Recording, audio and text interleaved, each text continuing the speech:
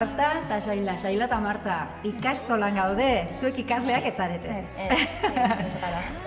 Ze harreman daukazue ikastolarekin?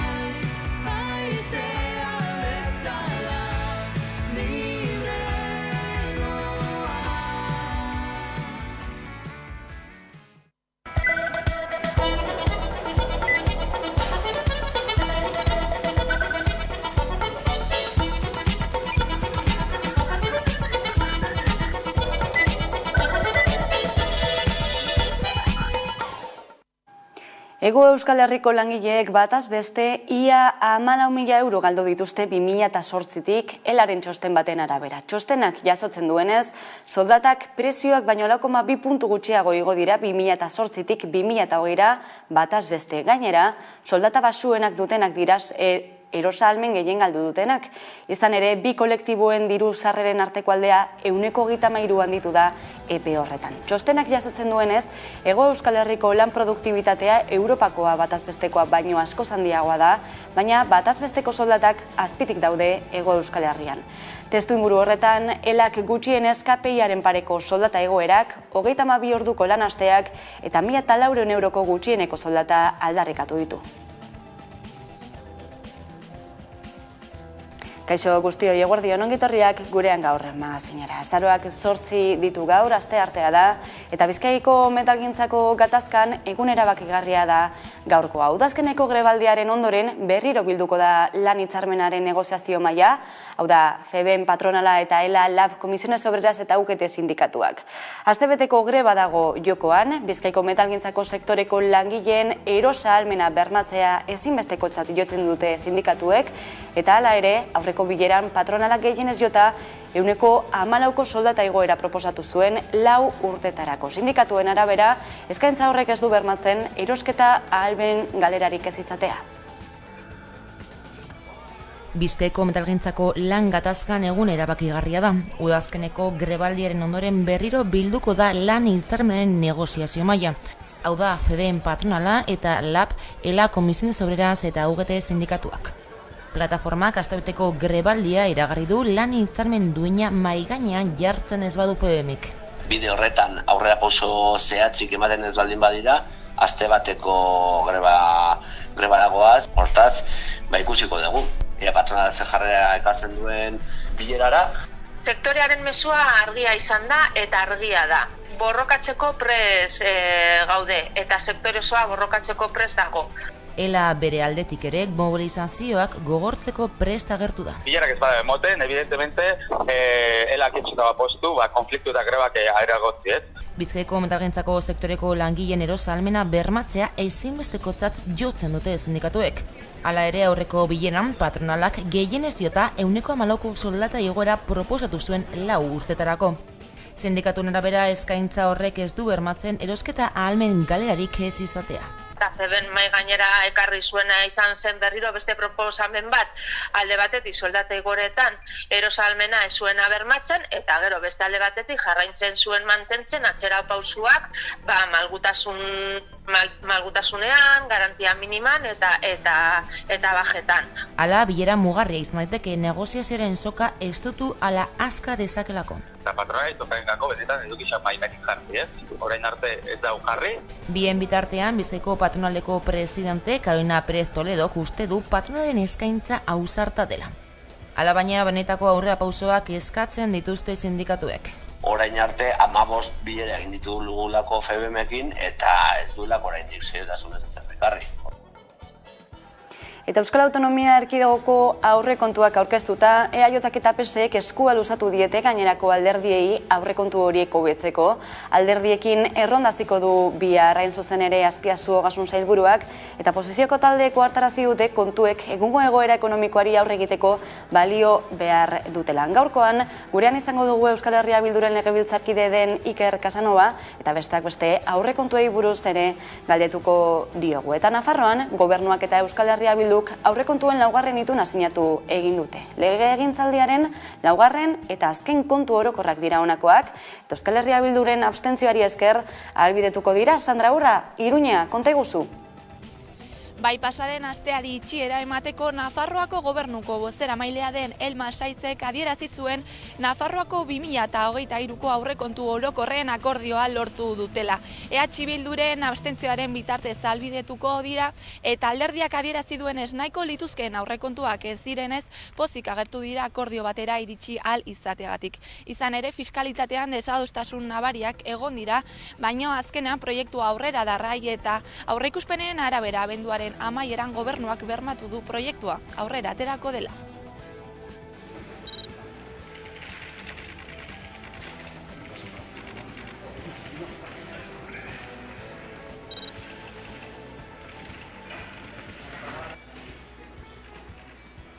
Fiskalitate arloan izan dezakegu zailtasun handiak izan ditugu adostutakoa lortzeko ere, ez gara gai izan bi aldeak sakoneko erreforma bati ekiteko, eta lortu duguna izan da konpromiso batzuk, baina lehen esan dudan bezala pauso txikiak badira ere norabide honean daudela uste dugu.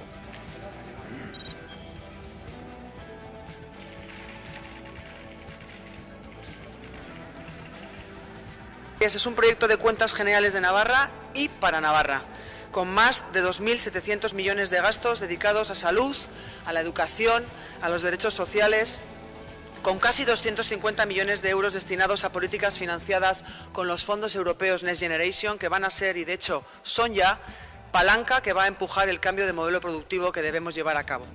Estoy convencida de que hoy a esta Cámara hemos traído el mejor proyecto de cuentas generales posible en el contexto actual.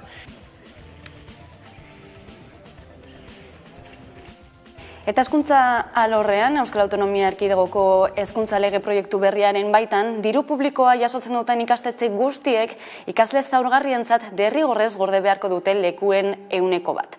Asteazkeneko Gobernu Kontseiluan onartu zen dekretu berri hau, eta han jaso dituzte matrikulazioan egongo diren berrikuntza guztiak. Nagore Iturrioz daukagu pantaiaren bestalboan, Estelia sindikatuaren bozeramailea da. Eguerdion, Nagore? Eguerdion. Ikasleak ekitatiboki eskolatzeko dekretua ala deitzen da, aurreko astean onartutakoa, eta funtzean diru publiko ordaindutako ikastetxe guztietan plazak erreserbatu beharko dituzte ikasle zaurgarrientzat. Nola baloratzen duzue? Guretzat jakina da, hau ez dela irten bidea, behin eta berri esan dugu. Guretzat segregazioari konponbidea jarri nahi badiogu, egituraz segregatzen duen sistema dualarekin amaitu behar dugu. Eta hori aldatu ezean nolabait, bai pentsatzen dugu kritikak isilarazteko partxeak baino ez direla. Eta gaina, ez da kasualitatea ez da ere aspaldi, asmo gisa azaldu zitzegun neurri hau, momentu zehatz honetan publiko egitea, ez? Nolabait ere, pentsatzen dugu honek izan dezaken oihartzun mediatikoa alde batera utzita, argi dugu berri honekiko mesfidati izateko arrazoi asko baditugula ere, ez? Lehenik eta bain, ulertu barra daukegu zehaztasunak ez ditugula ezagutzen. Hau da, dokumentu osoa ez dela publiko oraindik, bai? Eta bestetik ere, datorren 6 urteko itunak arautzen dituen agindua ebatzita dagoela. Hau da, hau joan den ikasturtean ekainean edo argitaratu zen, bai? Eta denek ulertu dezagun, agindu horrek egiten duena da, arautu zenbat lerro edo ikasle izango dituen ikastetxe pribatu bakoitzak. Hau da, datorren 6 urteko ikasle kopuruak badakizkigu dagoeneko. Beraz, orain hori mugatu nahi bada, lehenengo bestea indargabetu beharko litzateke. Eta hori, zaila izango da bestela neurri hau benetan aplikatzea. Eta ere, horrela izango balitz ere, guk maiz azaldu dugu baita plaza honetan ere, eta ez ditugu errepikatuko, ez? Baina Kataluniara begiratzea baino ez dugula ikusteko, hau ez dela irten bidea. Ikasle zaurgarriak merkantzia balira bezala erabiltzea baino ez dela ituna jasotzeko, eta hori ez dela inklusioa, hori beste zerbait bada. Larun batean Bilbon egin zen mobilizazio bat, eskola publikoa zarro plataformak deituta, eta horrelako mobilizazioak eta grebak tarteko ahots ugari agertu dira aurreproiektu honen aurka. Uste duzu tartea egongo dela legearen behin betiko testuan eragiteko? Hori da helburua, ez? Guk ere, grebak horretarako deitu ditugu. entzun dugu sailburuan izbait esanez, greba preventibo bat edo dela, baina guk esango genuke helburua eraginkorra izatea dela, ez? Nolabait, gure ustez, bide guztiak agortu ditugu eta bestelako aukerarik ez digutu utzi, ez? Behin eta berriro modu publiko eta pribatuan gure ekarpenak zintugu eta entzungur egin digute. Orduan, beraien helburua argi dago beste bat dela, eta nik uste kontutan izan behar daukagula dokumentu hau legebiltzarrean garatu dela, hezkuntza komunitatearen iritzirik gabe, baina orain gizarteak hitz egiten ari dela, ez? Eta argi dagoena da, aurreko legeak 30 urte iraun bazuen ere, zaila izango dela lege honentzat bizirautea gizartearen nahiaren kontra jotzen badu. Hau da, gizartea hitz egiten ari da momentu honetan, eta nik uste badala, momentua hezkuntza sailak ere horri jaramon egitea behin ez. Banagore Iturrioz, Estela sindikatutik, eskerrik asko beste bingurean izateagatik. Zuei. Eta osasun alorrean justiziak gelarazi egin du basurtuko bihotz-kirurgia leku aldatzeko prozesua. Gurutzetako erietxera eraman nahi zuen Osakidetzak eta eguna jarria zuen horretarako azaroaren 17. Kritika ugari eragin ditu aldaketa hori egiteko asmoak eta prozesua kautelaz etetea erabaki du orain Gasteizko epaitegi batek. Basurtuko zerbitzuko medikuek abiatutako auzibide baten harira. Justiziak ebatzi du prozesuak aurrera jarraitzen badu kalteak eragin ditzakeela, osasun profesionalek eta pazienteek pairatuko dituztela ondorioak.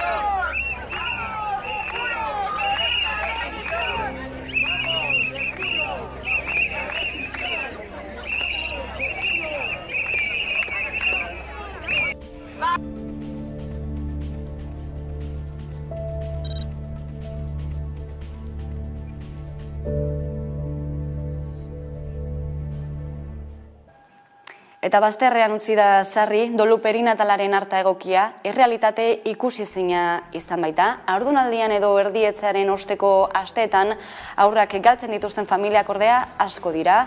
Zenbait estimazioen arabera, haurdunaldien laurdenean hiltzen da haur jaio berria edo jaiotzeko dagoena. Harta hobetzeko aldera, legez besteko proposamen bat onetzi dute Eusko Legebiltzarrean, eta Osakidetzari askatu diote indartzeko egoera horietako protokoloak. Horretarako besteak beste, langile prestakuntza hobetzea eta osasun zentroetan espazio konkretuak egokitzea aurreikusten da.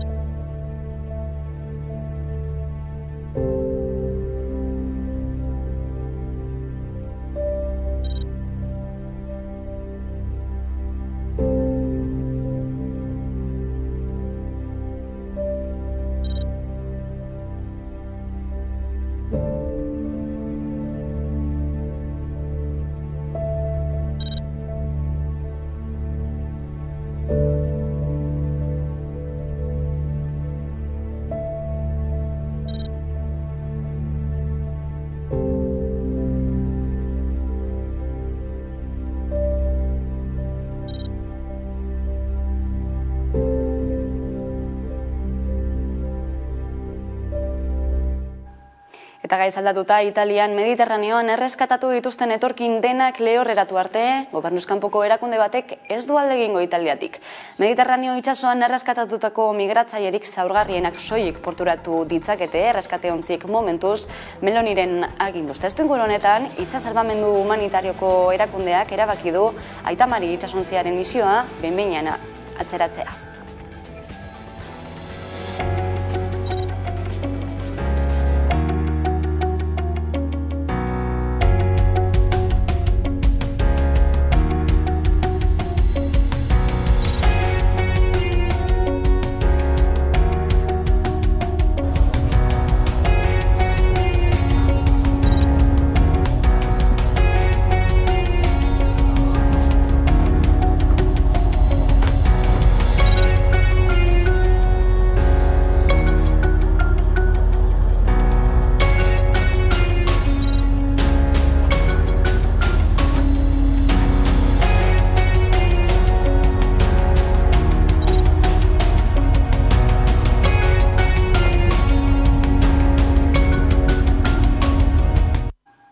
Egun garrantzitsua gaur ere Estatu Batuetan, herritarrak bozkatzera dituta daude legealdi erdiko hauteskundeetan, eta inkestek ez dute ezer ziurtzat jotzen, baina litekeena da errepublikanoek ordezkarien ganberan irabaztea.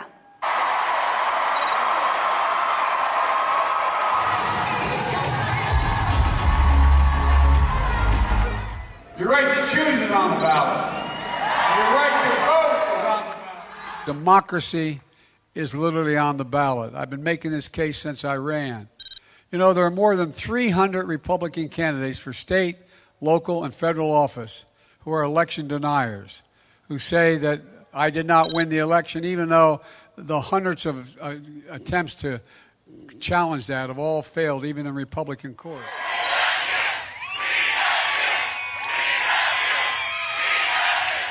To make our country successful, safe, and glorious, I will probably have to do it again, but stay tuned.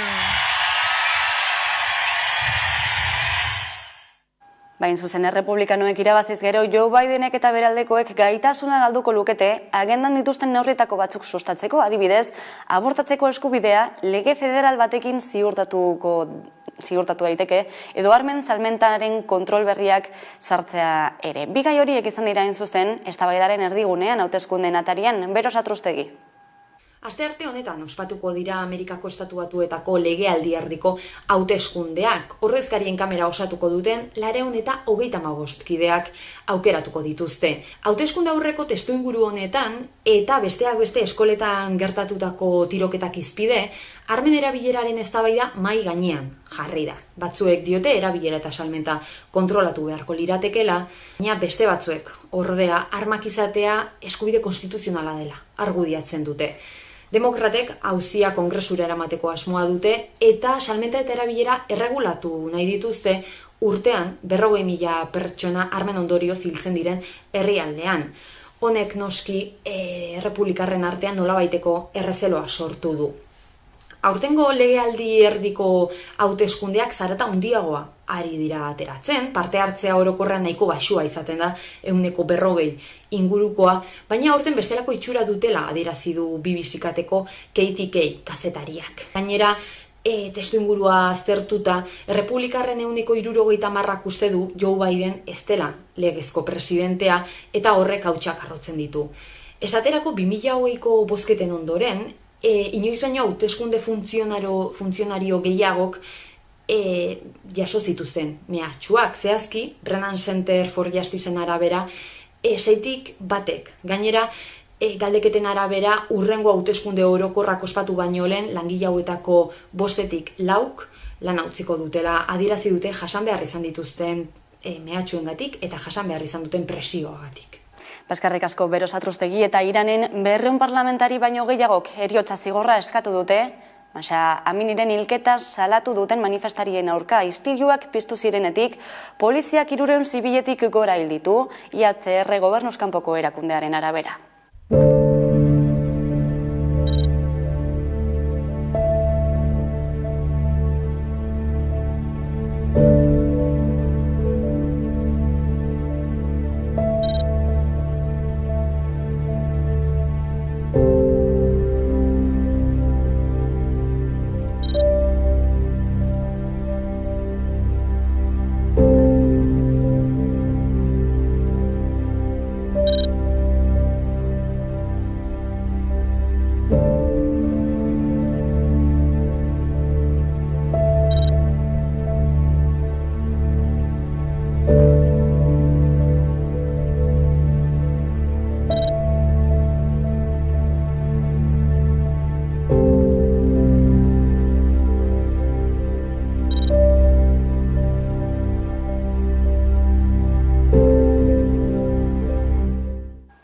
Eta Brasilgo hauteskundeak igaro eta astebetera batzuek Lula da Silvaren garaipena ospatzen duten bitartean, beste milaka Jair Bolsonaro galtzailearen alde agertu dira, behin eta berriz diote hauteskundeak iruzur bat izan zirela, eta Rio de Janeiron militarren esku hartzea eskatu dute. Beros Atruztegi. Halaxe da, Lulak irabazi ditu Brasilgo hauteskundeak, esperotakoa baino askoz tarte gutxiagorekin, hori bai. Horregatik, agintea ez da batere erreza izanen, eta zentroko alderdiekin egin beharko ditu akordioak Lularen alderdiak. Lularen alde, bozkatu zutenek pozez hartu dute erabakia noski, eta Bolsonaroren hautesleek berriz haserrez erantzun diote emaitzari eta militarren esku hartzea eskatzera ere iritsi dira. Eskatu eta ekintzak ere aktibatu dituzte. Herrialdeko hainbat errepide eta bide itxi baitituzte. Manifestari gehienak herrialdea Venezuela bihurtzearen beldur dira eta protesta hauekin balore erlijiosoak, familia eta jabetza defendatu nahi dituzte. Hau da, esparru anitzetatik egin dute bat manifestazioekin. Bolsonarok bere aldetik ez du oraindik zuzenean Lularen garaipena onartu, naiz eta bere taldeak azaldu duen botererako trantsizioa aurrera eramateko prest dagoela eta konstituzioa beteko duela. Beraz, trantsizio hori emanen da, baina argi dago argazki orokorrak Brasil polarizatu bat erakusten digula. Giroa, ikusi bezala, bero-bero dago, eta ez da erraz baretuko. Lularen agintea hasi besterik ez da egin. Dena den, bero Lularen agintearekin edo Lularen garaipenak, hobeto esan da, arnasgune bat emango dio Brasilgo Amazoneri, hori ziurtzat ematen da. Lehenago adirazi bezala Lularen alderdiak akordioak egin beharko ditu zentroko alderdiekin, eta ikusi beharko da horrek nola eragiten dien presidente berriaren politikei eta beraz Amazoniako af. Egia da ordea jatorrizko herriek beso zabalik hartu dutela Lularen garaipena eta ez da gutxiagorako. Bolsonarorekin urtebetean 2020ko abuztutik 2021ko uztailera bitarte deforestazioa 122 hasi zen. Gainera aurretik boterean egon zenean Lula boterean egon zenean Amazonia babesteko programak garatu zituen. Ingurugiro eta garapen jasangarriko ministro den Susana Muhammadek adirazi du Amazoniarentzat itxaropentsua dela oso Lularen garaipena eta euren asmoa gainera bada Kolonbiarekin Amazoniaren babesaren aldeko aliantza indartsu bat sortzea. Eskerrik asko Veronika Satrustegi eta bien bitartean aurrera doa Egipton COP27 klima aldaketari aurre egiteko Nazio Batuen goi bilera. Eskari nagusetako bat izango da COP27 klima aldaketaren nazioarteko biltzarrean, estatu aberatzenek finantzatzea klima aldaketak eragindako kalteen ordainerako funts bat. Nazio Batuen erakundeko idazkari nagusiak proposatu du estatuek erregai fosilen enpresei zerga berezi bat ezartzea, aparteko irabazien gainean, eta gobernuek eskuratutako diru hori bideratzea klima krisiaren ondorioz galerak eta kalteak jasaten dituzten herrialdeak laguntzera. Klima aldaketaren ondorioak areagotzen ari dira. Itsasmailaren igoera bizkortzen ari da, munduko batez besteko temperatura igotzen, Europako glaziarren urtzak markak hautsi ditu eta muturreko fenomenoak hondamendiak eragiten ari dira. Munduko meteorologia erakundeak emandako datuaren arabera, azken 8 urteak historiako beroenak izan dira. Irtenbide bila klimari lotutako hainbat gai jorratuko dituzte abian den COP27 goi bileran, Egipton. Sharm el Sheikhen izango dira azaroaren 18 bitartean. Every report shows that we are making some progress. They're equally clear that there is so much more to be done in this critical decade. Luzaroan zintzilik egon den gai bati heldu diote. Aurten lehenengoz agenda sartu dute herrialde garatuenek pobrenei kalte ordaina emateko aukera. Kalte ordaina klima aldaketaren biktima diren garapen bidean dauden herrialdeei, klima aldaketak eragindako kalteengatik. Sameh Shoukry Egiptoko atzerrigaietarako ministroaren ustez gai hori agendan sartzeak erakusten du elkartasun sentimendu bat badagoela klima hondamendiak jasaten dituztenekiko. Bilera honekin hitzetatik ekintzetara igaro nahi dute, negoziazio fasetik hartutako konpromisoak egi bilakatuz. Egipton 40.000 parte hartzaile baino gehiago biltza espero da, historian parte hartze gehien izango dituen goi bilera klimatikoa izango dela aurreikusita. Gutxienez, zeun estatu buruk eta gobernu buruk baieztatu dute goi bilera horretan parte hartuko dutela. Besteak beste Joe Biden AEB-etako presidenteak eta Rishi Sunak erresuma batuko lehen ministro berriak. Nabarmentzeko ordea ez Txina, ez India, ez da Errusiare ez direla goi bileran egongo. Excellencies, distinguished delegates, ladies and gentlemen. Eta gurera itzulita, aurreko asteburuan ospatu ziren Nafarroan agertopaketak herrigorak antolatuta euskarari bultzada emateko asmoz. Sandra Urra, Iruñea, konta iguzu. Bai ala da, Nafarroako ager eremuan gaztelania da nagusi, baino badira euskal hiztun eta euskaltzale asko. Nafarroako agerraldia ekimena horretarako jaio zen guztien indarrak batzeko asmoz, eta horregatik agertopaketak aspatu dituzte asteburu honetan Azkoienen. Bertan eguneko euskararen erronkak aztertu dituzte, baita etorkizunean eman beharreko pausoak finkatu dituzte.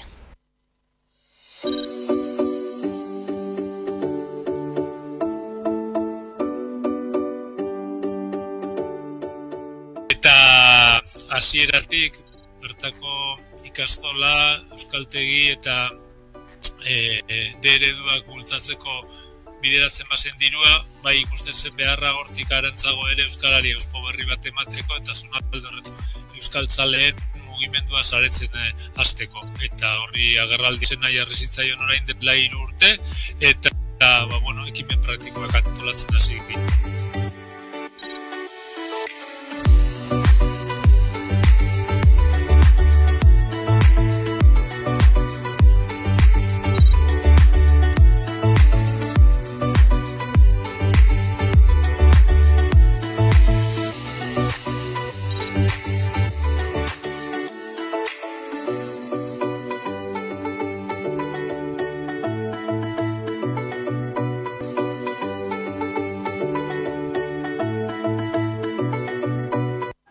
Eta Euskaraldiaren testu inguruan Pantaiak Euskaraz taldeak pantaialdia egitasmoa abiatuko du ostiraletik aurrera, zuzen azaroaren 11-tik 18-ra mota guztietako pantaietan euskarazko edukiak erabili, kontsumitu edo sortzeko erronka. Jarriko diete herritarrei. Pantaiak Euskaraz! Pantaiak Euskaraz! Pantaiak! Izan ere, urtean zeharreko zinema emanaldien 1% soilik da euskeraz Euskal Herriko zinemetan, streaming plataformetan euskararen presentzia ez da 0,1%ra iristen. Pantaiak Euskaraz! Pantaiak Euskaraz! Pantaiak Euskaraz! Pantaiak Euskaraz!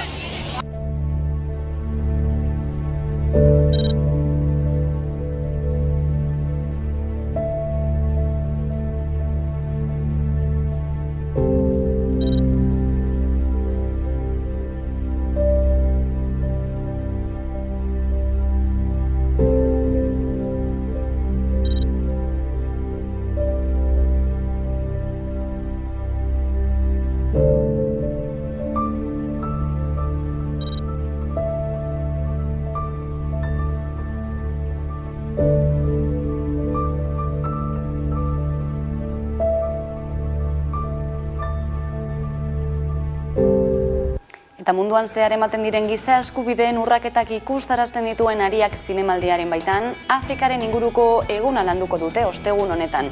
Urraketen aurrean antolatutako erresistentziei leku eginez, Indestructibles dokumentala proiektatuko dute Hernanin, kulturarteko plaza feministan. Dokumentalean, Xabier Aldekoa eta Alfonso Rodríguez zuzendariek Afrikako gaztei buruzko bestelako begirada bat islatzen dute. Hain justu, filmak aurren 5 istorio kontatzen ditu, Afrikaren erronken eta lorpenen isla gisa. Behin filma amaitzean, bi zuzendariarekin egoteko aukera izango da gaian sakontzeko. Informazio horrekin utziko zaituztegu eta jarraian izango gara bueltan eguneko elkarrizketarekin. Gaurkoan gurean izango dugu Iker Casanova, EH Bilduko legebiltzarkidea. Orain arte.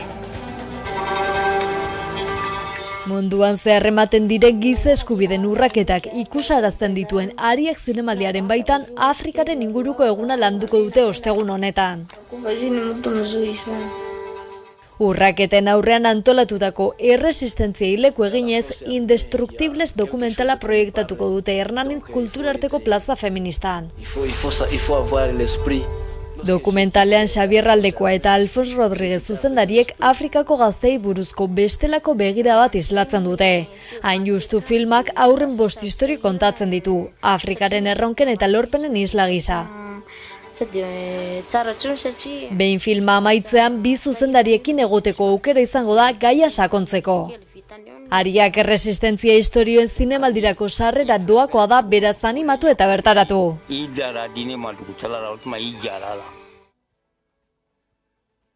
Kaixo, Gaur Zangotza bisitatuko dugu. Bazatozte gurekin, guazen! Zangotza, Aragoi ibaiaren ibarrean dago, Leire eta Peña mendilerroetatik gertu.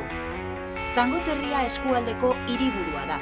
Gainera, Nafarroako erresumarentzat defentsa eta estrategia handiko tokia izan zen. Itxasoak aztu galdu zure izena, gure azen ondatik. Batetik, die izetara euskara elkartean zaudete, bai? Baina Maia zure aikako ardura esan dezagun, ez da? Bai, hori da, bai. Zure herria.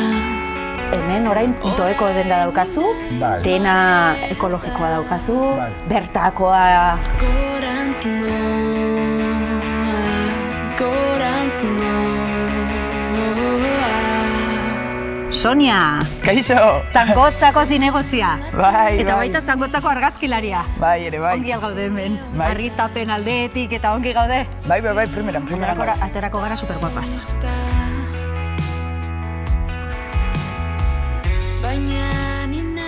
Marta eta Saila, Saila eta Marta, ikastolan gaude, zuek ikasleak etzarete.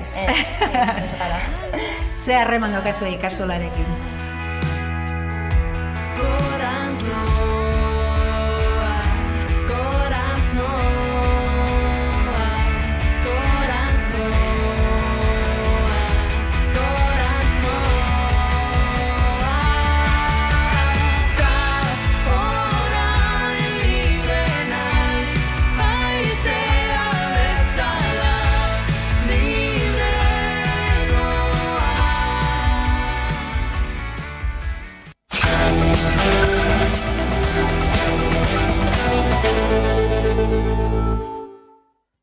Egunero legez, eguneko elkarrizketari atea irekiko diogu, horretarako gaurkoan gurekin dugu Iker Casanova, EH Bilduko legebiltzarkidea, eguerdion.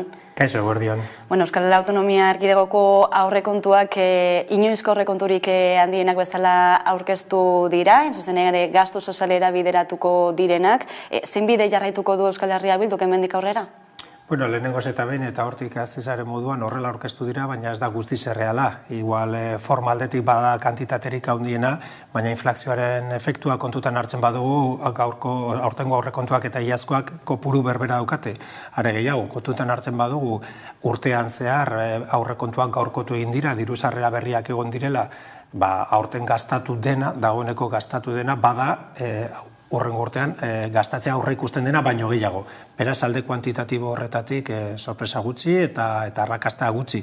Are gehiago kontutan hartzen badugu diru sarrera bereziak egon direla Europatik, malgutu egin direla gastu arauak eta beraz zorpetxe gaitasuna handiago dela, eta baita ere egoerak eskatzen digula talka politika ekonomikoak aurrekontuetan ere. Beraz, kuantitatiboki oso urrun dago gure beharretatik, fiskalitatean sartu gabe eta diru sarrera berriak indarrean sartzeko aukera aipatu gabe, baina hori importantea da. Eta gero, kuantitatiboki ez badira beste munduko gauzarik, kualitatiboki ere uste dugu oso urrun daudela momentuak eskatzen duen aleginetik eta orientaziotik. Gure ustez aldaketa garai batean gaude, eta ez da soilik EH Bilduk esaten du, Europa mailan eta mundu mailan, nik uste dut egoera harretaz begiratzen duen edonork horrela ere adierazten duela, ziklo aldaketa hontan, uste dugu beste oinarri batzuk jarri behar direla, etorkizun ezberdin bat eraikitzeko, orain etorkizun hori leian dagoelako, ez? Eta uste dugu guk defendatzen dugun etorkizuna da, kolektiboan, zerbitzu publikoetan eta jendearen defentsan oinarritutako etorkizun bat. Etortarako aurrekontunetan egon beharko ziren ez dauden hainbat elementu, hain zuzen ere zerbitzu publiko horiek indartzeko, ezagupenaren ekonomia indartzeko eta baita ere hori guztia egiteko, baliabide nahikorik izateko, politika fiskal berritu bat izateko. Beraz, lehenengo azterketa eta bigarren azterketa batean esan dezakegu aurrekontu hauek behar denaren oso urrun daudela. Bihartik aurrera, hasiko da erronda, hasiko du erronda, hobeto esan da Azpiazu Ogasun Sailburuak, alderdi politikoekin, babes gehiagoren bila, nahiz eta gehiengo osoa duten, komentatu dituzun proposamen guzti horiek pentsatzekoa da mai gainera eramango dituzuela, uste duzu benetako borondatea egongo dela negoziatzeko? Bueno, deno dakigunez, egoera eta indar harremana da ezagutzen duguna, eta gobernuak gehiengo osoa dauka aurrera ateratzeko aurrekontu hauek. baina egia da EH Bilduren babesa edo behintzat abstentzioa bilatu nahi badu, mahai gainean jarri beharko dira funtsezkoa den hainbat gairen inguruan hausnarketak eta neurri zehatzak. Guk ere badakigu, gobernua dakien moduan gehiengoa badaukatela hori aurrera ateratzeko, eta badakigu gure eragiteko gaitasuna zein den, baina hala eta guztiz ere ez dugu uste momentu honetan behintzat gai zentralen inguruan eztabaidatzeko eta keinu eta urrats batzuk eman gabe pasa daitekela aurrekontuen inguruko eztabaida. Beraz bai, guk Azpiazuri helaraziko diogu, gai estrategikoen inguruan egiturazko aldaketa batzuen proposamen bat, eta baita ere berehalako erantzuna emoteko jendea pairatzen ari diren hainbat egoera larrien aurrean neurriak ere proposatuko ditugu. Orduan uztartuko ditugu begirada estrategiko hori, nahiz eta jakin negoziazio honetan bakarrik oinarria jarri daitezkela aldaketa batzuk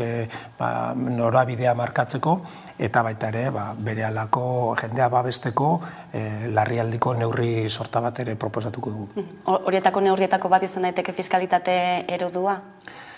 Fiskalitatea da, eztabaida hauetan, pasilloan dagoen edo gelan dagoen elefantea, ez? Jaurlaritzak beti esaten du fiskalitatea ez dela eztabaidatzen legebiltzarrean, legez horrela delako, eta eskuduntza aldundien eta batzar nagusitako eskuetan dagoelako, baina azkenean aurrekontuen definizioa, aurrekontuen kuantifikazioa fiskalitatean oinarritzen da. Eta uste dugu, lehen aipatzen genuen mundu mailan arroldaketa baten aurrean gaudela, eta fiskalitatea ere eztabaidagai da mundu osoan.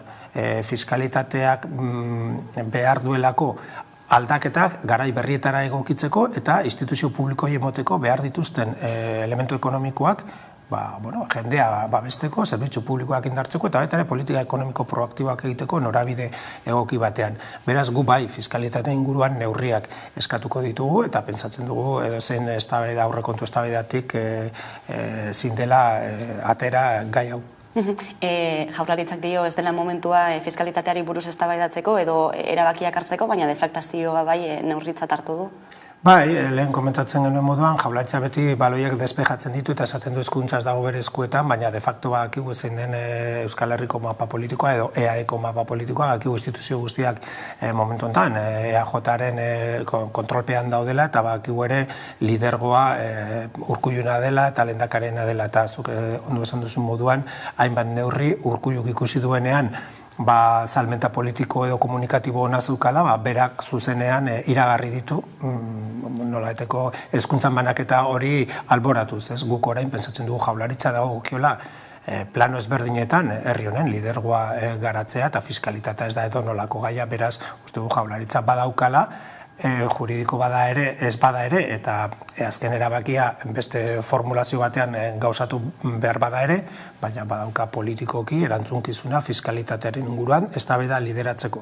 Eta esaten genuen moduan, momentua bada, inoiz baino gehiago, eta eztabaida irekita dago mundu guztian, enpresa handien etekin eskandalagarriak, eliten inguruko, eliten eskuetan aberastasunaren konzentrazioa, gehiengoen pobretzea mundu mailan emoten ari dena, neurri handi batean fiskalitate injusto bat horren atzean dago, paradisu fiskalitatik hasita, esentzio fiskalak, elusio fiskala, presio bajuegia, eta bar, orduan, eztabaida fiskala momentu honetan bolo-bolo dabil toki guztietan eta Euskal Herrian ere egon behar dut derrigorrez.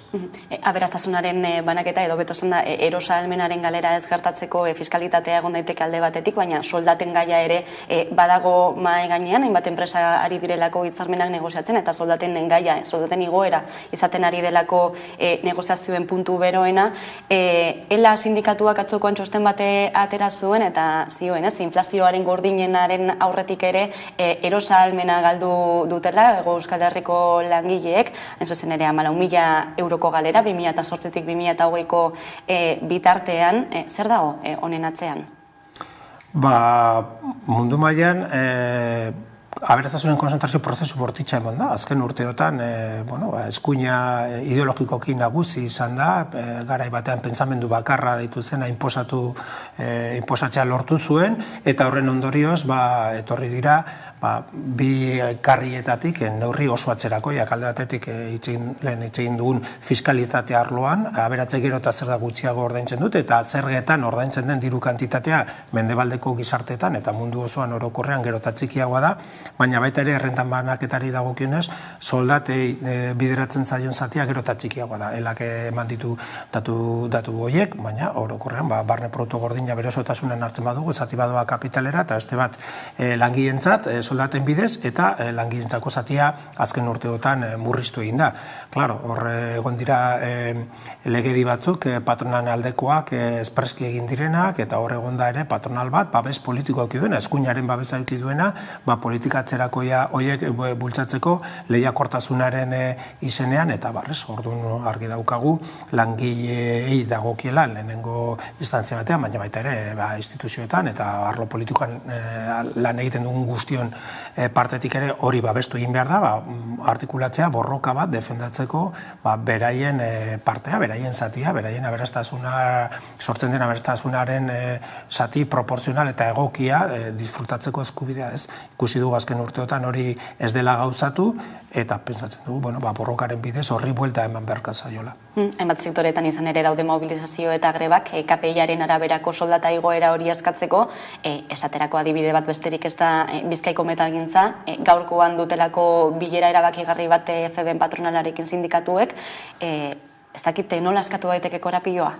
Bai, badirudi, arratzalde honetan dagoela bilera bat, eta horren arabera langileek iragarri dute akordio egonezean, berriro ekingo diotela greba jardunaldi batzuk burutzeari ez. Aurreko lan hitzarmena sinatzeko ere Bizkaiko metalean borroka gogorra eta eredugarria burutu zen, eta badirudi hori dela euren patua, ez? Patronala gogor dago, arlo honetan eta orokorrean, azken urteotan patronalari politikatik eman zaio eskatzen zuen guztia maila guztietan, eta arrotuta dago, gotortuta eta gogortuta dago, eta horri aurre egiteko, pulso bat aktibatu egin da, ez? Zorionez, Bizkaiko metalean bai aurreko negoziazio prozesuan, bai oraingoan artikulatu egin da borroka nahiko zabala, ez daude sindikatu guztiak bateratua, baina guztiak bentsat aldarrikapen antzekoen inguruan artikulatuta daude, eta espero dugu deseagarria izango zen arratzaldean akordio batera heltzea, baina hori ez bada, espero dugu aktibazio eta mobilizazioaren bidez dagokiona eskuratzea, azken finean, zuk ondo esan duzun moduan, inflazioaren efektu zuzena da jendearen pobretzea, eta horri ez bazaio buelta emoten, efektuak langileok pairatuko ditugu, ez? Alde horretatik, guk instituzioetatik ere saiatu gara, behin eta berriro implikazio politikoa aktibatzea, baina Urkulluren entzuna beti izan da ezezkoa, ez? Bera neutralitate faltzu bat aldarrikatzen du, azkenean kasu honetan neutrala izatea da posizio indartzuena daukanaren alde egitea, hau da patronalen alde egitea, guk eskatzen dugu jaurlaritza aktibo bat, langilei dagokion soldata igoerak aldarrikatzeko, eta baita ere, gure esparruan soldata minimo egokitu bat akordioen bidez, ez bada posible juridikoki, baina bai alden arteko akordioen bidez erdiesteko borondatea eta esfortzua egitea, baina pasibitate horren atzean gure ustez izkutatzen dena da Urkulluren eta EAJaren gobernuaren lerrokatze argi bat patronalen interesekin. Hain zuzen ere bizi dugun inflazio handiaren kausa nagusienetako bate izan daiteke gerraren ondorioak, Ukrainako gerraren ondorioak, bestelako kausa batzuk dauden arren, eta honek ere ez ekarri du mahai gainera berriro ere nola egin trantsizio energetikoa, zineratara bideratu ez aldaketa hori. Euskal Herria Bildutik zein da zuen proposamena? Bueno, gu proposamen integral bat artikulatzen ari gara eta iragarriko dugu datozen asteotan, baina aurreatu daitezke elementu batzuk eta ja dagoeneko gure posizio politikoaren publikoa parte direnak, ez. Gure ustez 3 dira elementu nagusiak transizio energetikoa egiteko. Bat, nahiko partekatuta dagoeneko gizartean eta mundu mailan, eta da energia berriztagarrien aldeko apostua. Gutxi gora bera eta tranpaskorekin, baina gutxi gora bera denok diskursoan behintzat energia berriztagarrien aldeko apostua egiten dugu, baina badu beste 2 elementu batzuk hain partekatuak ez direnak agian.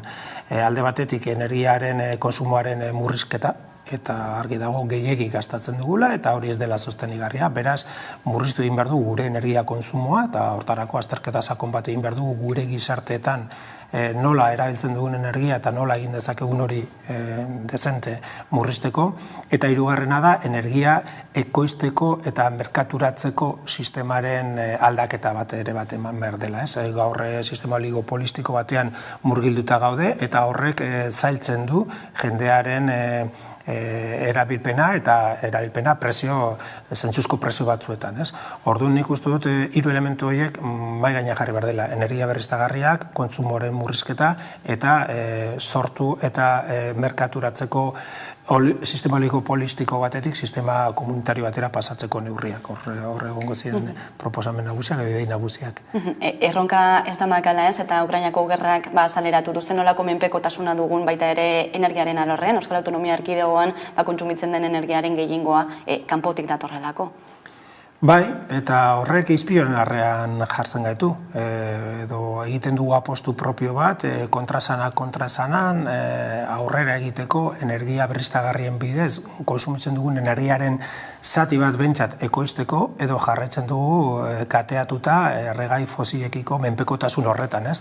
Eta askotan esaten dugun moduan, konponbide honen garaia pasatu da, krisi baten eta larrialdi egoera baten aurrean gaude, da horrela hitz egiten du espreski, larrialdi klimatiko baten aurrean gaude, eta gainera larrialdi klimatiko orokor horri gehitzen zaio krisi geopolitikoa eta erregai fosilen inguruko gatazka guztiak, ez? Azkenan finean, Ukrainiako gerrak mahai gainean jarri duena da, talka geopolitiko bat, baliabide natural guztiak, ez horiek erregaiak, mugatuak direlako, eta lehia artikulatzen ari da, bloke geopolitiko ezberdinen artean, mugatuak dauden baliabide horien eskuratzeko aukeren inguruan, ez?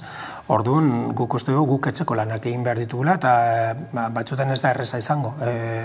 Sakrifikatu beharko dugulako, zeo zer lortzeko guk hemen ere energia berriztagarrien ekoizpen minimo bat. Eta ez dugu hitz egiten autosufizientzia energetikoaz, hori oso konplexua izango zelako, baina lurralde oso txikia eta energiaren konsumo oso altua daukaguelako, gainera lurralde industriala garelako. Baina bentsat, gure erantzunkizuna da, gure beharren zati importante bat azetzen saiatzea energia berriztagarrien inguruan. Eta hor dago, ez da gaida irekita, nola egingo dugun hori kalte txikiena sortzen gure lurraldean, eta nola egingo dugun hori betiko enpresen kontrolpean egon gabe eta energiaren produkzioa eta kontsumoa eta eskuragarritasuna demokratizatzen, ez? Hori da erronka. Hori energiari dagokionean, baina testuingurua, bizi dugun testuinguru historikoa konplexua da, inflazioarekin, aipatu dugu lehen gaien eskazia ere badagoela, gizarte desparekotasunen handitzea besteak beste, arazoak globalak dira. Euskal Herritik horiei aurre egiteko zein modu dago? Nik uste dut, importantea dela asmatzea azterketan, ez? Askotan politikan historiko hitza erabiltzen da eta desgastatzen da eta galtzen du bere benetako esan nahia, baina uste dut une historikoetan gaudela, ez dut uste kapitalismoaren amaieran gaudenik, baina bai, bentsat kapitalismoaren aro baten amaieran, ez? Sovietar Batasunan erorketa sortu zen munduko orden berria ditu zen, globalizazio neoliberala, 30 urteko ziklo bat izan da, eta hori amaitzen ari da, eta begibistan dago, ez dago mundu unipolarra, multipolaritate batera pasatzen ari gara, eta transizio ezberdinak emoten ari dira, gehienak era katazkatzu batean, transizio energetikoa, transizio teknologiko bat ere bai, transizio geopolitiko bat, gu mahai gainean jartzen dugu ere, transizio errenten banaketan egiteko beharra. Zer egin behar du, ondo irakurri, ondo ulertzea, transizio horietan beti pulsoak artikulatzen dira, interes kontrajarriak mai gaineratzen dira, eta alde bakoitzak egin behar du indarra, inteligentziarekin ere bai, idazten ari den etorkizun hori gerturatzeko euren interesetara. Gure kasuan, ezkerreko interesa dira jendearen interesak, ez dira interes pribatuak, ez dira enpresen interesak, orduan guk eragin behar dugu momentu enten publikotasuna eta kolektiboa dena defendatzeko, zerbitzu publikoa defendatzeko, fiskalidade justuagoa defendatzeko, gure planetaren sostenigarritasunarekin bateragarriak diren politika sozioekonomikoak garatzearekin, zaintza arloan ere iraultza bat emoteko, transizio momentu honetan korapio asko askatuko dira, eta azkenean indar gehien egiteko gaitasuna daukana, marrastuko du etorkizun hori bere neurrira, ez? Orduan, deitua gaude, hor partaide izateko, justu politikaren garaia dela, politika kolektibaren garaia dela, eta erantzukizunez jokatzeko momentua dela. Askok Ukrainako inbasioa dute bizi dugun egoeraren abia puntu, baina ez dirudi, ez? Gerra gelditzaren aldeko diskurtsoak ailetzen ari direnik. Ez, argi dago, alde batetik Ukrainiako gerra arrazoia baino da beste ondorietako bat. Gatazka geopolitikoaren ezinezkoa izango zen horrelako gatazka bat duela 10 urte egotea, indar harremana mundu mailan oso ezberdina zelako.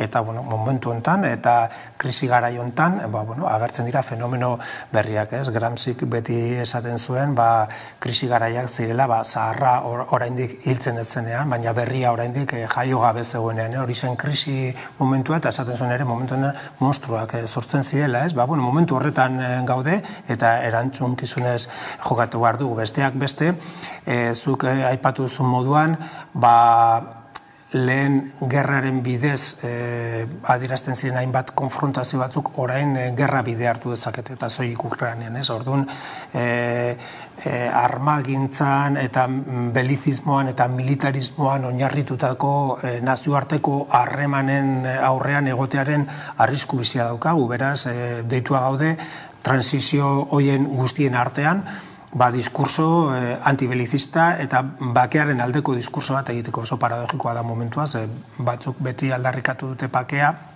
teorian, baina orain armagintzan eta armen aldeko diskurso sutsuak mantentzen dituzte, eta beste batzuk bagara bakearen eta negoziazioaren eta elkarrizketaren aldeko deia egiten dugunok, ez? Baina hau ez da gauza puntuala izango, ez da soilik Ukrainari lotutako gauza, baizik eta ziklo historikoaren ezaugarrietako bat izan daiteke, kontrakoa ez badugu defendatzen eta gauzatzen lortzen, ez? Den zuzen ere bizi dugun momentu edo ziklo honetan, geratzen da baikortasunerako tarterik? Bai, hala da, behartuta gaude gainera, ez? Alde batetik esaten nuen moduan, etorkizuna ez dagoelako idatzita, idazteke dago, eta frustrazioa sortzen bada, inhibizioa sortzen bada, eta bakoitza bere etxera baldin badoa, badakigu nortzuk ez duten hori egingo, eta nortzuk interes oso handia dauzkate, partaide esateko eta etorkizun hori eraikitzaile esateko, eta hain zuzen ere dira gehiengoen kontra interesak dauzkatenak, ez? Guk Bildutik azken boladan termino bat atera dugu edo jarri dugu mahai gaina, eta da itxaropen aktiboa. Noski, gelditzen zaigu itxaropenerako tartea, esango nuke itxaropenerako beharra, baina itxaropen hori izan behar du aktiboa, eta hau ez da baikortasun abstrakto bat, hau ez da resignazio aldarrikatzea, hau da itxaropena bai, baina itxaropena eraiki dezakegulako denon artean etorkizun hobe bat. Eta itxaropena bada momentu enten konpromisurako deialdi konkretu bat, ez? Eta hori da jendeari eta gizartari trasladatu nahi diogun mezua, besteak beste azararen 12an, zuzen ere larun bat honetan, egin edo deitu dugun mobilizazio haundien, ez? Abante, aurrera esan nahi diogu jendeari, baina denon artean. Inolaz ere politikatik aldentzen, inolaz ere delegatzen, inolaz ere etxipenean erortzen, baizik eta politikan konpromiso aktiboak sustatzen dut, politika onaren garaiak direla. Iker Casanova, Bilduko legebiltzarkidea, eskerrik asko beste behin Hamaika Telebistara gerturatzeagatik. Eskerrik asko zuei. Hurrengo arte. Eta tarte baten ostean itzuliko gara solasaldiari ekiteko. Gaurkoan gurean izango ditugu Maialen Ferreira eta Carmelo Landa. Orain arte.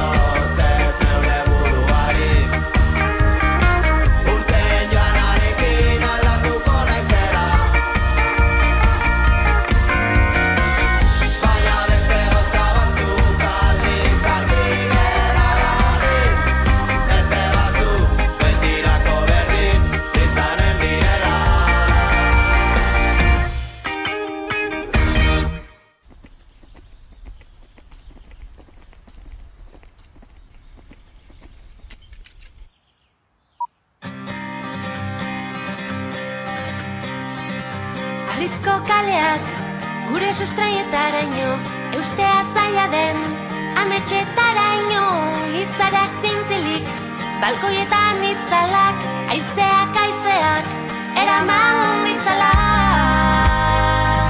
eraman ditzala, eraman ditzala, ditzala.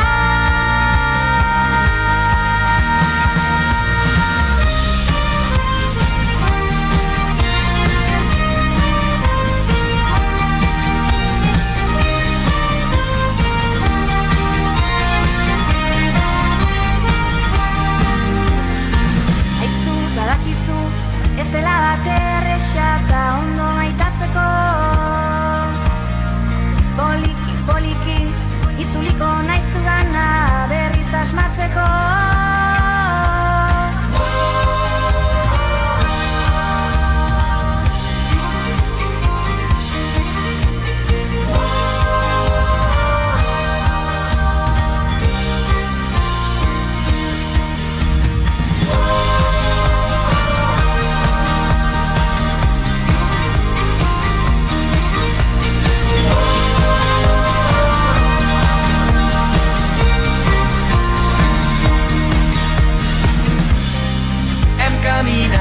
Entre tempestes, però ara tornem seguint el vent. Des d'una nit de primavera, cremarem els mals moments, massa bé. Som les de sempre, amb les de sempre. Som les històries que ens han forjat. Som tot allò que ens queda per viure.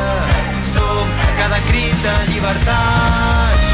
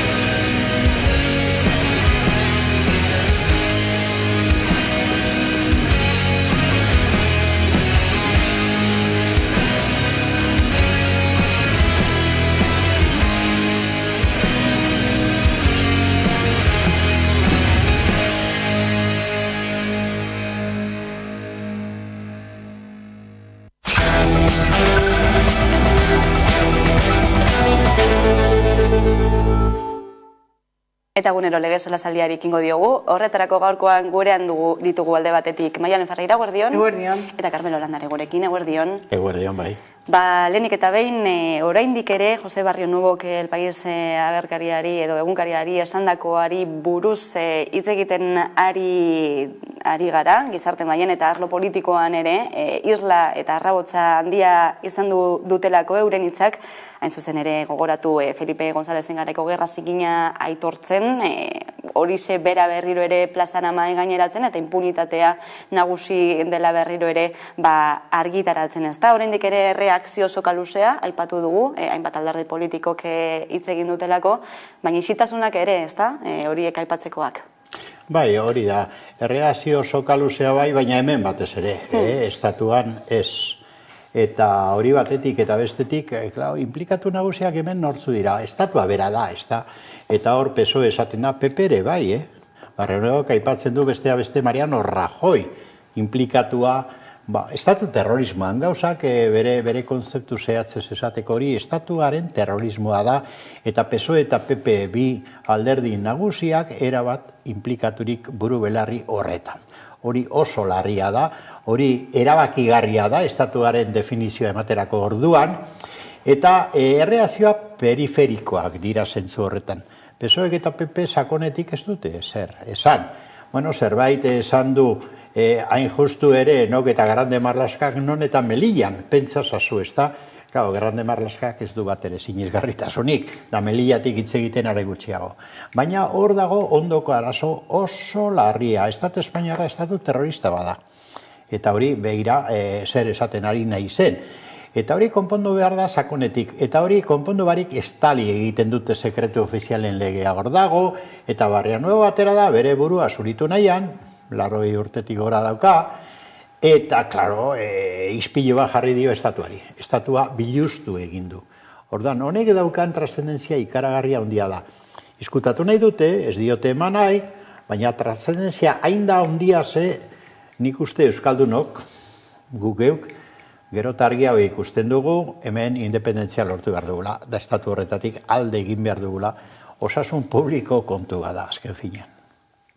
Maialen, zuk zer nabarmenduko zenuke? Carmelok esan dago moduan, Barrio Nuevok bere burua zauritu nahian egin dago elkarrizketa, baina niretzako aipatzeko da, El Paisek erabakitatuko titularra, Bera ez da, elkarrizketaren titularra ez da izan gerra zikina edo gerra zikina onartzen dagoena, baizik eta nik agindu nuen, segundo mailen askatzia, orduan. Titular horretan bebai dau zuritasun nahi bat, eta horrek erakusten dau manipulazio mediatikoaren saiakera hor jarraitzen dauela, eta El Paisen badakigu zelakoa izan zen, eta zelakoa dirudienez jarraitzen dau izaten, eta bere hitzak onartezinak izan diela, hori argi dago eta nire ustez agintari guztiek ados daude horretan, baina nork eman behar ditu azalpenak, Espainia mailatik inork ez dago eman, eta orduan bastakit Pedro Sánchezek zeo zer esango dauen honi buruz. Pedro Sánchez agian ez, baina Euskal Autonomia Erkidegoan, Neko handu ezak bai hitz egin duela gaiari buruz, eta gaitzetze egin ditu Barrio Nuevoren hitzak, onartezinak direla aipatu du, bidegabeak baita ere biktimei mina eragiten dietelako, entzungo dugu. Y lo llegaron a coger, pero era un tipo tan grande que no cabía en el maletero del coche. Y como se resistió y tal, llegaron los gendarmes o la policía francesa y desbarataron el asunto. Entonces yo ese lo asumí y dije que lo había mandado yo y no hubo ninguna repercusión, ni la audiencia abrió. ¿Eso era guerra sucia o no? Eso es.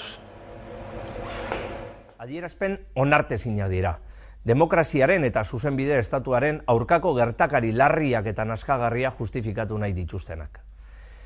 Bidegabeak dira, biktimei min ematen dietelako, eta gainera izugarri sufritu duen gizarte baten aurkadoaz. Justiziak erabaki beharko du orain erantzunkizunik badagoen. Galen jarduera terroristek Euskadiko Alderdi Sozialisten gaitzespen irmoa izango dute beti. Beraz, gaur oraindik etaren terrorismoa gaitzesten ez duten alderdien apelazioek ez dute zentzurik. Zeri dutu zaizkizu, Carmelo, Anduezaren hitzak? Begira, Andueza eta ez Sánchez atara da ez da. Zergatik ateratzen da Andueza? Hore, Jaurlaritzan dago, gobernuan, EAJ-arekin, eta noski nor aurkeztuko da gaur egun galen aurpegiaz euskal gizartera, ezinezkoa da, orduan itxura eman beharrean eta horrela behartuta agertu da Andueza. Baina, claro, Sánchez ikusi dugu oraintzu bideo batean bere gazte garaian galen alde egiten. Eta hemen bertan Jauregi ikusi genuen gal babesten, gutxienez babesten, eta esan nahi dut, hori da errealitatea, eta ikusi ditugu oraintzu Madrileko gobernuan, sekretu ofizialen legeatara, eta izkutatzen galen ikerketa eta ezinezko bihurtzen gal zer den sakon aztertzea, ez da. Ordan, hori da realitatea, ni sentitzen dut Anduezagatik, baina ez da sinesgarria esaten duena, beste Andueza jaunak oso pisu gutxi duelako PSOEn, ez da. Da PSOEk Madriletik agintzen du, estatutik agintzen du, eta PSOEk ez du inola ere estali nahi gal. Esan nahi dut, agertu nahi, estali egin nahi dut, ez du agertu nahi gal, zeren galda estatu terrorismoa esan dugun bezala, eta estatua bera definitzen du horrekin. Zer etorri beharko litzateke Barrio Nuevoren elkarrizketa honen ondotik, Maialen, zer uste duzu? Erantzunkizunak eta gobernutik, baina hori ez da pasauko. Nik ez dut uste hori pasauko da nik ez, eta Carmelo esan dago moduan, niretako Anduezaren papela ez da erresa besta, ez? Gobernu osotik hitz egin behar dau, edo hitz egin dau, ez? Eta hitzagonek esan dago, onartezina izan dela esanez, ez? Baina gero sekretu ofizialen legea ez da heltzen dute bere alderdik kideek, ez? Eta hori beretako zaila izango da, zaila da, Carmelo? Bai, anedota polidoa dago horretaz, historikoa da, eta referentzia zehatza da. Garai batean, hasi zirenean EAJ-koak hemen PSOE-rekin aliantzak egiten Jauregiren garaia, eta horiek implikazio zuzena zeukaten galekin, eta Arzalluzek esan zuen publikoki, begira, guk aliantza egingo dugu eta gobernuan egongo gara PSOE-rekin, baina sudurrak estalita egon behar dugu. Orain galdetzen du nola dauzka une honetan Urkullu sudurrak. Ze, klaro, hori da errealitatea, Orduan, jarraitzen dute, nik ez dakit, egi esan ez dut ulertzen zergatik jarraitzen duen EAJ-ak PSOE-rekin aliantzak egiten gobernu aliantzak, ez da, baina jarraitzen dute, nonbait, sudurrak estalita. Anduezaren disimuluak ez du ebitatzen hori.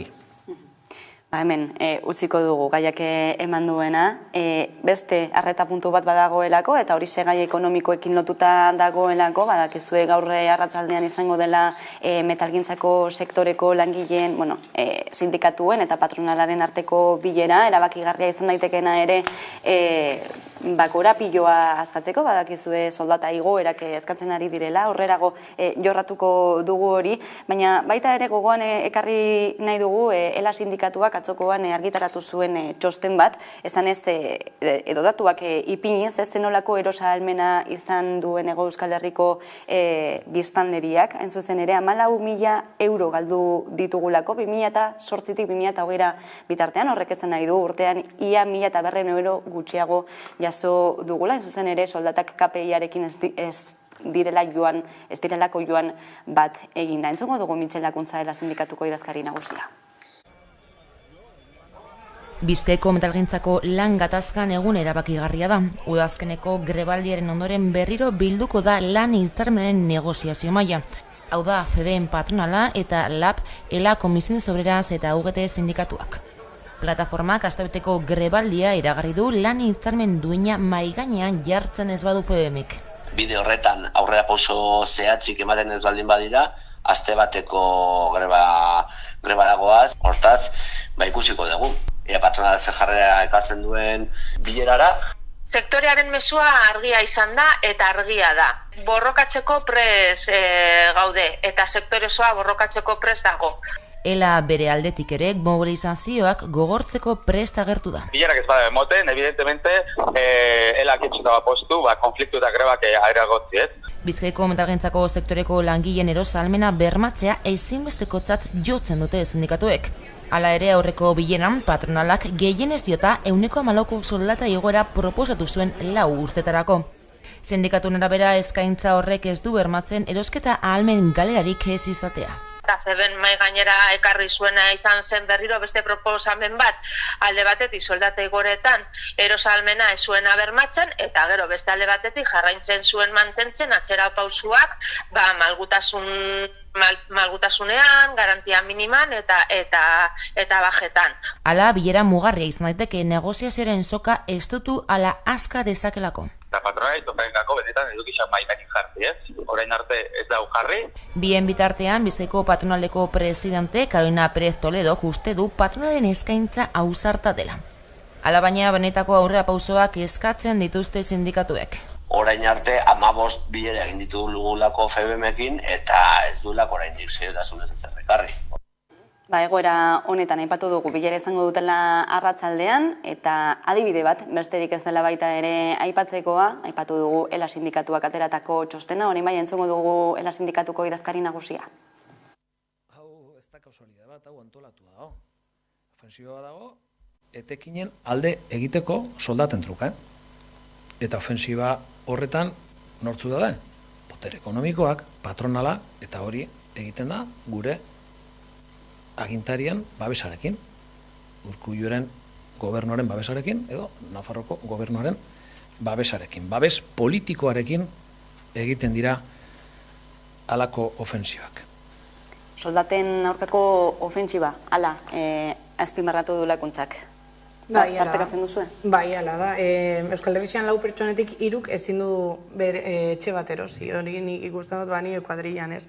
8 lagunetatik bakarrak erosi dugu etxe bat eta bera kontatzen dagoen moduan orain ezin da ez tabernetara joan eta ez asegurutan irten kristoneko hipoteka bat ordaindu behar dagoelako, ez? Eta gero ikusten da igual transportean eduki dugun laguntzak gure poltsikoetarako ongarriak izan diela. Orduan posible da beste era batean bizitzea, baina dirudienez ez dakit saia da eurentzat, ez? Alokairuko laguntzak ikusten dira, ez?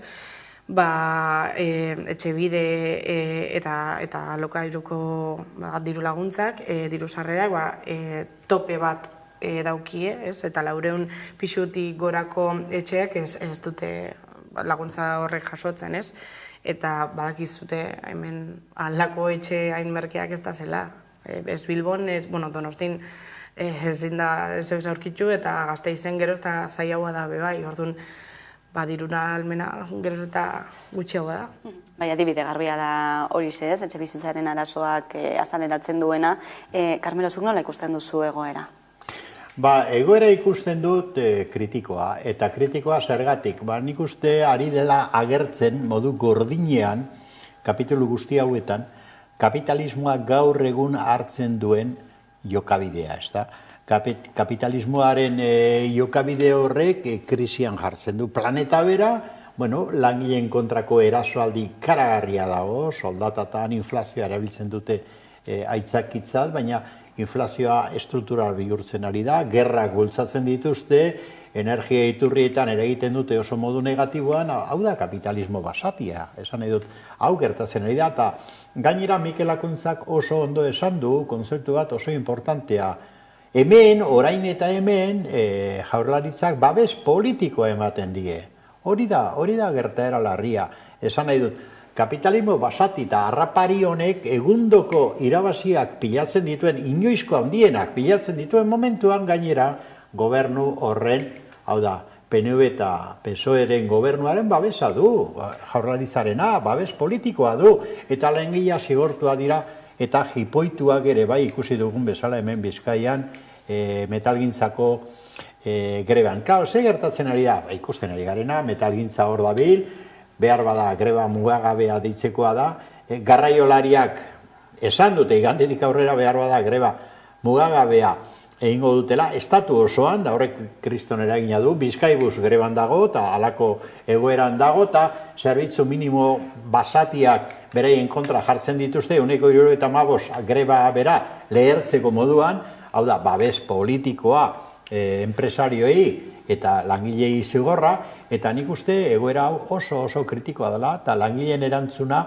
beharrezkoa da, baina ez da nahikoa langileena bakarrik, nik uste erantzun estrukturala behar ditugula, jokabide hau estrukturala bihurtzen ari da, inflazioa estrukturala da, eta da tresna bat enpresario handien aldekoa, eta langile txikiak eta enpresa txikiak, ari gara, gero eta pobreago bihurtzen da erantzunak, nik uste behar direla izan globalak ere. Beraiek globalki antolatzen dute kapitalismoa, nik uste jo behar dugu erantzun lokalak, baina baita ere globalak antolatzera. Hau serioa da, arazo serioa da. Mobilizazioak izango dira gakoa orduan, Maialen? Mobilizazioetan, Carmelok esan dagoen moduan, kriminalizazioa oso handia izan da, eta oso handia izaten da. Eta nire ustez, mobilizazioen erantzuna ez da izan behar jipoiak, eta horrela, baina erakusten dutenez, horrek poliziaren presentziak ez dago langilei izutzen, eta hori bai garrantzitsua da. Tubacex-en ikusi genuen, mobilizazioen gatik, alako asko irabazi zuten, langileak, baina baliteke ere, alako zigorrak ere jasotia, ez? Tubacex-en aste honetan ere, hainbat epaileak edaz, eta hainbat, ez dakit, euren protesten gatik, badaz epaile batzuk, zigorrak ematen ari dizkienak, ez? Eta hori, niretako oso zaila da ikustia eta oso zaila da bai horrelako mundu baten bizitzea, ez? Ze eurak bakarrik nahi dute landu imat izatea eta horregatik zemotako zigorrak jasotzen duten, ez?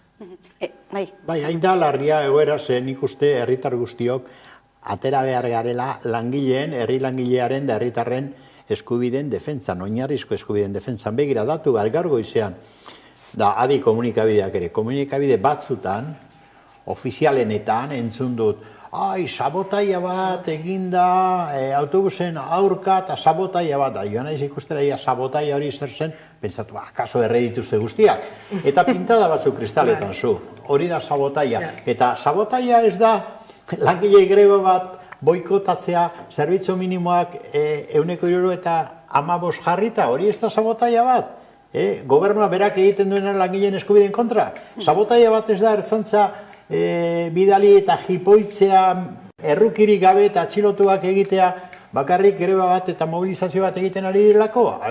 Konzeptuak ere errebisatu behar ditugu. Herritarrok defendatu behar ditugu herritarron eskubideak. Eta ez siniztu gobernuen berzio ofizialak, ze gobernu horiek dira enpresarien gobernuak. Eta tamalez hemen ari da forogatzen horrela dela. Gobernu hau da, enpresari handien eta lobby kapitalisten gobernu bat. Eta hori da argi utzi behar duguna. Gaur goizian hori pasatuko hauku erredakzioan sabotaj eta boikot hitzak ailegatu zaizkigu, eta kazetaritzen lana da hori ikertzea pixka bat eta ikustea zer pasaudan, ez? Pintada batzuk egon die, baina ez jartzen zuten pintadetan konbenioia. Osea, eurek nahi dutena da, hau azkar buka dezan, eta nahi dutena lortu, ez? Eta merezi dutena lortu, orduan sabotaje eta boikotitza, niretako oso agresiboak izan dira. Gertatzen ari dena da interesen talka hain handia den momentu honetan, ez? Eta desberdintasunak areagotzen ari diren momentu honetan, langileek esaterako egiten duten borroken edo mobilizazioen kriminalizazioa ere makinaria guztia, horren aurkako makinaria guztia martxan jarri dela, ez? Eta hor ikusten da alde batetik arlo politikoa, baina baita ere edabideen zenolako papera duten, ez? Guzti honetan, eta zenolako terminoak erabiltzen ari diren gizarte mailan ez eragiteko. Zeuk esan duzu. Horregatik diot benetan sentituta diot, 11 bezalako komunikabideen egitekoa oso garrantzitsu da une honetan. Krisi global daukagu mundu mailan, planeta mailan, hau ez da broma bat, oso larria da. Da, inoiz baino gehiago behar ditugu herritarri argi hitz egiten dien komunikabide bat edo komunikabide batzuk, ez da? Zeren, esan dut enpresarioak babestuta daudela gobernuengatik, baina are babestuago agertzen dira komunikabide askoren jokabide horrekin. Komunikabideak gehienak enpresario nagusien propiedadea dira, jabegoa dira, eta orain sarean ere bai ikusten duzue ze gertatzen den Twitterrekin, ez da? Orduan, egoera dramatikoa da, zentzu horretan, ni unibertsitatean kasetaritza fakultatean aritu naiz luze, eta gure azterketa guztiak urtetik urtera frogatzen zuten etorkizunera begira arazo larrienetako bat daukaguna demokraziaren da askatasunen ikuspuntutik dira komunikabideen jabegoa noren esku gelditzen ari den. Da kasetariek nola jokatzen duten komunikabide handi horietan, gerota gehiago botereen eta enpresario handien alde. Eta hori ikusten da hemen adibide konkretutan, Maialeneko oso ondo esan du gaur, ez da sabotai hori zer zen, pintada batzuk egitea errebindikazioen alde, sabotaia eta, bueno, mesedez, jokabide horiek kasetari guztiei dei bat egin behar zaie eta jokabide horiek zuzendu behar dira. Eskerrak alako komunikabidea ditugula gauzak argi esaten dituztenak, baina hori ezinbesteko premio izango da mundu global honetan. Orain, entzundu goizean, Egiptoko gailur horretan, Antonio Guterresek esan dituen hitzak, oso arrazoizkoak, oso logikoak, nola petrolearen enpresa handiak eta zigortu behar diren, da diroak kendu, hirugarren mundu deitzen den horren alde, eta ematen zuen subversibo iraltzaile bazela. Da komentarioak ere alakoak irakurri behar izan ditut. ONUko idazkari nagusiaren kontra, hori esan duelako. Osea, nora goaz, benetan, nora doa, komunikabide mundu hau ere, nora doa, hori errebisatu behar dugu. Asnorketa horrekin gaiz aldatuko dugu baita ere, eta kirolari buruz hitz egiten hasiko gara, Euskal Selekzioaren egoerari buruz zuzen ere, Euskal Selekzioen egoerari buruz, bakizue kirol legea onartu zela, Madrilgo Kongresuan, EAJak bultzatutako zuzenketa bati ezker Euskal surf eta pilota selekzioei nazioartean lehiatzeko aukera ematen zaiena bai, baina letra txikia begiratuta ere, bestelako xehetasunak ere agertu direlako lege hau onartu ondoren, eta hori da, hain zuzen ere, besteak beste zehazten duela, zigorrak jarriko zaiela Espainiako selekzioarekin jokatu nahi ez duenari. Ikusiko dugu.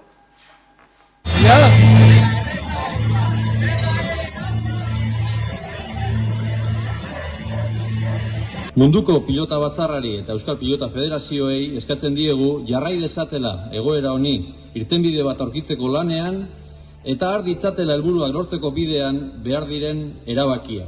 En esta ley, que la sociedad vasca esperaba que eliminara los cerrojos para poder disfrutar del juego de las elecciones, se sigue manteniendo en esta ley, con la excepción que se abre a estas modalidades de arraigo social e histórico.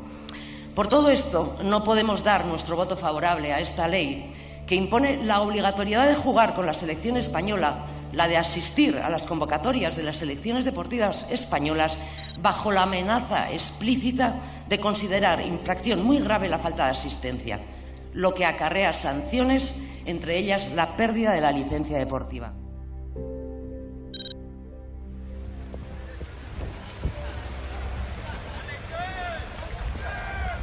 Es, antes que nada, un derecho que nos correspondía, algo normal, algo que hay que aceptarlo con normalidad política, normalidad institucional, si se cree verdaderamente en la concepción política que se tiene y, sobre todo, si se es demócrata.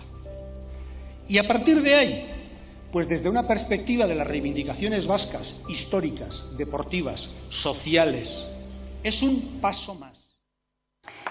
Hauxe, egoera, nola baloratzen duzu zuek kirol lege hau? Aurrera pauso bat izan behar zen, baina ikusten da horrelako zigorrekin ezin dela izan, ez?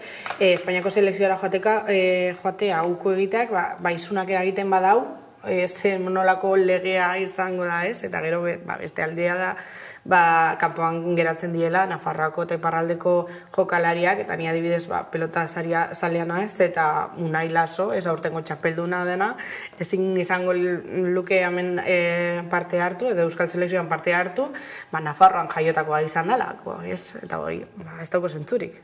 Hori da beste xehetasunetako bat, ez zer deitzen diogu Euskal Selekzioa lege honetan? Begira, nik uste dut kasu honetan gure beharrak nolabait ala bultzatuta, baina harinegi postu ginen. Harinegi postu ginen, nahiz eta hasieratik bertatik oso mugatua zen akordioa, bakarrik autonomia konkretu honetara, EAEra mugatua, eta paradosa ikaragarriak sekartzan gainera, eta bakare gainera pilotari eta surfi mugatua, ez da.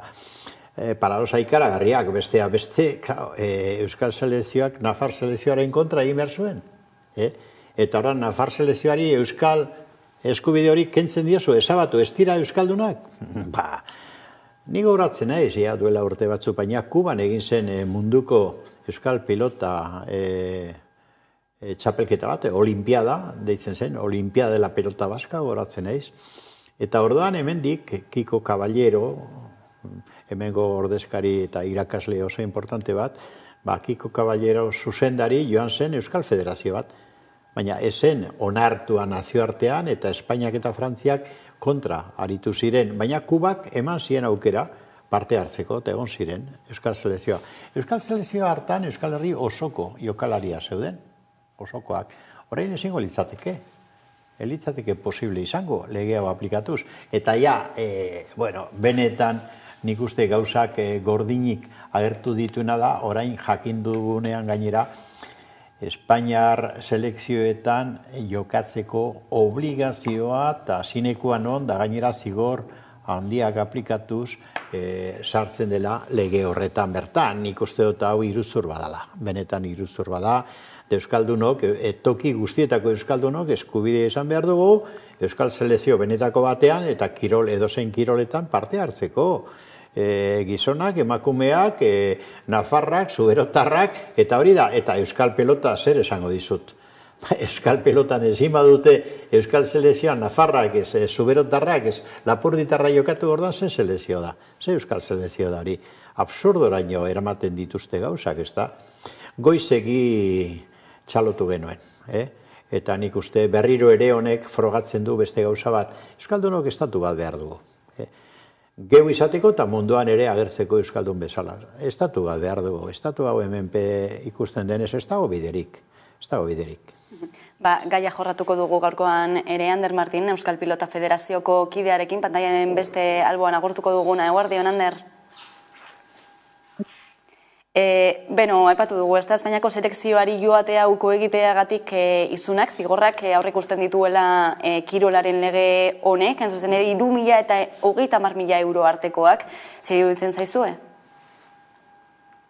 Eskubidearen kontra doiala, azkenean eskubide aukide behar dugu, baietza edo eta horren kontra doien lege bat, ikusten dugu, ez? Gero, kontraesan handia dago, batetik esaten dabe Euskal Selekzioaren onarpena eta gero Espainiaren kontrakoa. Orduan, kontraesana dauz, ondino niko ez dut uste horri dana oso argi dagoen eta argitu arte, tentu zibili behar gara ondino. Dena den horixe bai aurreikusitakoaren arabera ez, surf eta pilota federazioek bai jokatzeko aukera izango dutela, nola hartu duzue hori? Azkenean harrituta geratu ginean, ez gendun espero olako notiziarik, eta jakinda ez da lain erreza. Azkenean politikoki erabaki dela, lege bat sartu dutela, baina lege horretan pasau egin behar da senadutik, eta gero kirol legetik eta pasatzeko Consejo Superior de Deportes CSD horretan onartute izan behar gara selekzio moduan, eta baita ere nazioarteko pilota erakundean ebe bai, ez? Beti gure kontran egon diren horrek gure alde bozkatu behar dute. Orduan, ondino lan asko dekogu aurretik eta horretan hasi beharko gara. Lege honek ez susten dituen zirriki du eta kontra esan guzti horiekin eta aipatu duzunarekin ere argi gelditzen dena da Euskal Selekzioetarako bidea luzea izango dela oraindik ere.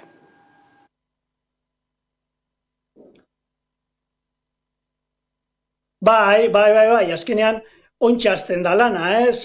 Oin egindozkuena lege honek izen da errestu bidea, ez?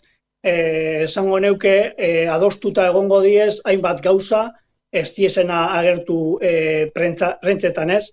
eta hori badinotu, eta azkenean izango da, bai Espainiako Pilota Federazioa, bai nazioarteko Pilota Federazioak, hor guztiak horrek gure alde egin behar dute, oinarte ez da bena egiten, ez? Orduan, hor lan asko dekogu, Euskal Pilota Federazioak lan asko du orain amendik aurrera, ahaztu barik dudaipez Nafarrak eta Iparralde, nazio bakarra gara, eta nazio guztia gara, eta ordezkatuta danok egon behar gara, ez?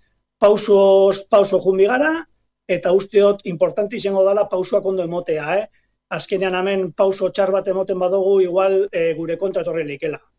Ander, Martin, mezu horrekin agurtuko gara, mila esker beste behin gurean izateagatik.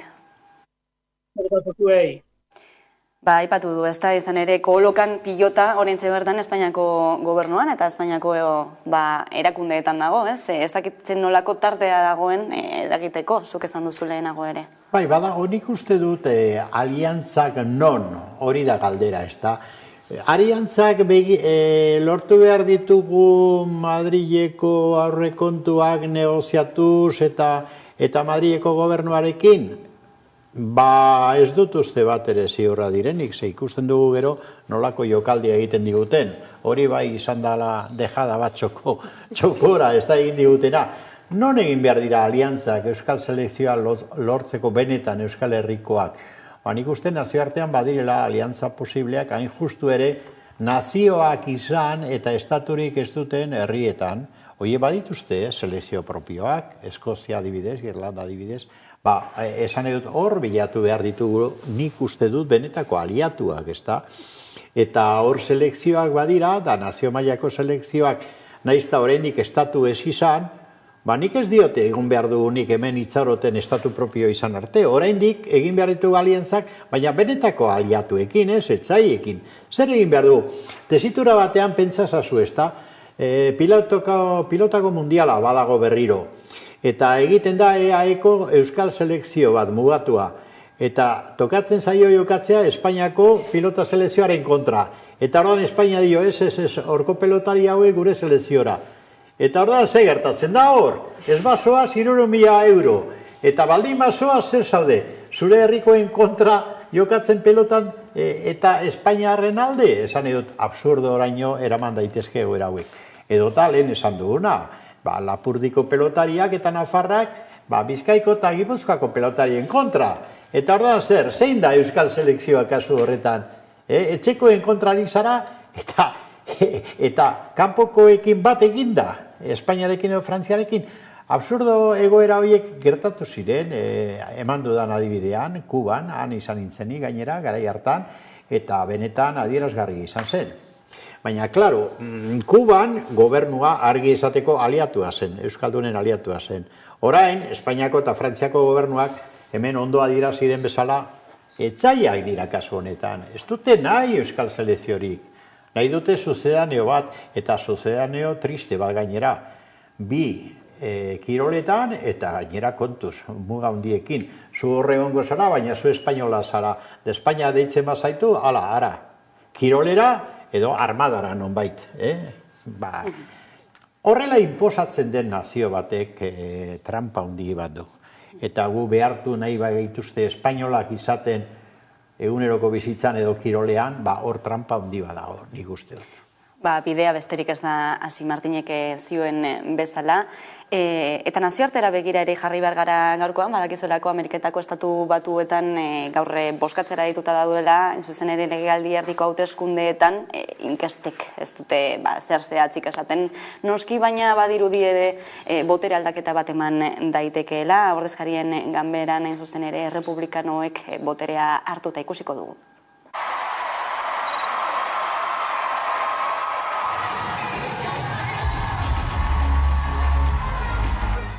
Your right to choose is on the ballot.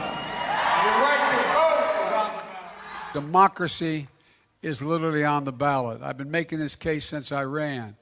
You know, there are more than 300 Republican candidates for state, local, and federal office who are election deniers, who say that I did not win the election, even though the hundreds of attempts to challenge that have all failed, even in Republican court.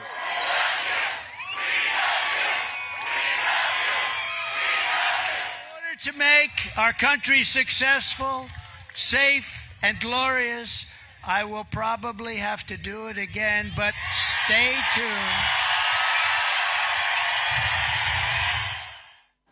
Hor ikusi dugu aurre kanpainaren irudi batzuk, Trump ere berriro ere holtzaren gainean ikusi dugu, gainera ere mai gaineratu du, ez? Datorren urteko hauteskundeetan agian ere hautagai izango dela berriro ere, non ikusten duzu egoera? Hor jarri dago ez, agen, berriro.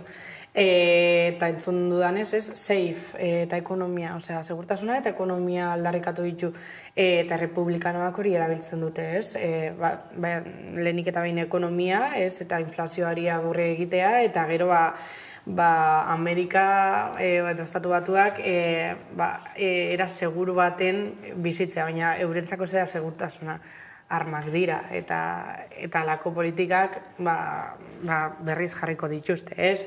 Askorentzat estatu batuak nire, ikusten dudan ez progresoaren edo aurrerapenaren esenploa dira, baina ez bakareta pixka bat ikustia eta kontratzen gare ez.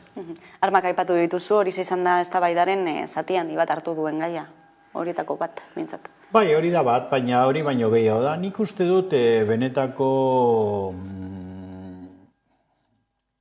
haustura dagoela, estatu batuetan, gizarte mailako haustura eta boteren arteko haustura ere bai. Hor, arrakala handi bat sortu da, eta arrakala hori ez da koiunturala, nik uste dut, estatu batuetan arrakala ikaragarri bat dago gizarte barruan.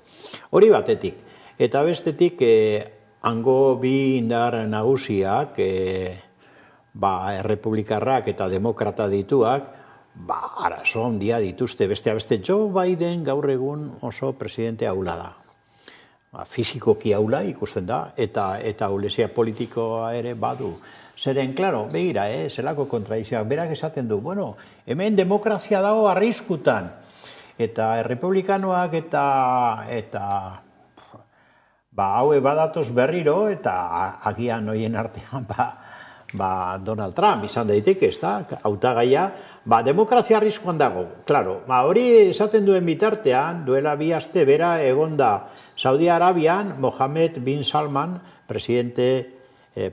printzipe eta etorkizunean hango gidari izan daiteken, hiltzaile batekin, horrek kasogi hiltzeko erabaki hartu zuen.